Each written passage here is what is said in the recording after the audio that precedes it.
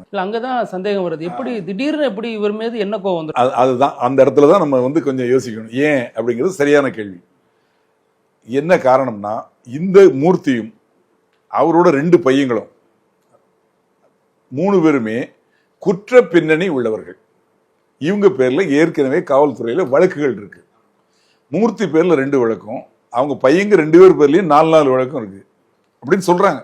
விசாரணையில் தெரியுது.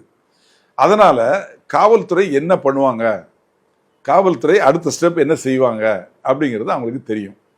இப்போ அப்பா பிள்ளை தகராறு தான், இதுல ஒன்றும் பெருசா நடவடிக்கை எடுத்துட போறதில்ல. இவரை காப்பாற்றணும், கூட்டு வச்சு பேசணும், அவ்வளவுதான் அடுத்த ஸ்டெப்.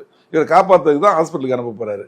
அவங்க என்ன நினைக்கிறாங்க, இவரை ஹாஸ்பிட்டலுக்கு அனுப்பிச்சா ஹாஸ்பிட்டல்ல போய் அங்க இருக்க டாக்டர் வந்து ஏஆர் என்ட்ரி ஆக்சிடென்ட் ரிஜிஸ்டர்னு இருக்கு, விபத்து பதிவேடு, எப்படி காயப்பட்டது, யாரால் காயப்பட்டது, எந்த ஆயுதத்தால் தாக்கப்பட்டார் அப்படிங்கிற எல்லாத்தையும் கேட்டு, எந்த இடத்துல எத்தனை மணிக்கு எல்லாத்தையும் கேட்டு அவர் என்ட்ரி போட்டு ரெக்கார்ட் பண்ணிடுவார்.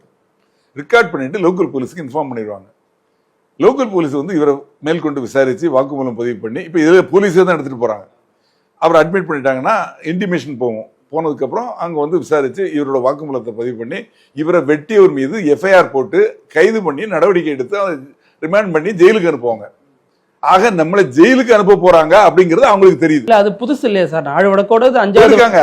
போதை, ஃபுல் போதையில் இருக்கிறான். அவனுக்கு வந்து என்னன்னா, முதல்ல அப்பாவை வெட்டி அவரை மிரட்டி அவர்கிட்ட இருந்து சொத்தை வாங்கணும்னு பாக்குறானுங்க. அது நடக்கல. அவரை வெட்டுறானுங்க. வெட்டினதுக்கு அப்புறம் போலீஸ் வந்த உடனே போலீஸ் வந்து இங்கேயே உட்காந்து பஞ்சாயத்து பண்ணி சொத்தை வாங்கி கையில கொடுத்துருவாங்க அப்படின்னு அவங்க நினைக்கிறாங்க. ஆனா அவர் காயப்பட்டிருக்காரு, வயசானவர். காவல்துறை அதை தானே செய்ய முடியும். முதல்ல அவரை காப்பாற்றணும்.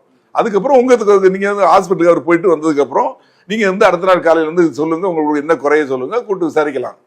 ஆனா இவங்களோட நோக்கம் என்னன்னா, ஆகா நம்மளை வந்து மாட்டி விட பாக்குறான், இன்னொரு வழக்கு நம்ம பேர்ல வர்றதுக்கு பாக்குது, ஏற்கனவே ஊர்ல நம்ம கேஸ் வாங்கிட்டு தான் இங்க வந்திருக்கோம், இங்கேயும் கேஸ் வாங்கிட்டு எங்க போறது அப்படிங்கறது அந்த போதையில வந்து விடக்கூடாது இவனை அப்படின்னு சொல்லிட்டு விரட்டுறாங்க. இந்த காவலர் வந்து அழகுராஜா சின்ன பையனால விரட்டுறதுல ஓடி தப்பிச்சுட்டாரு.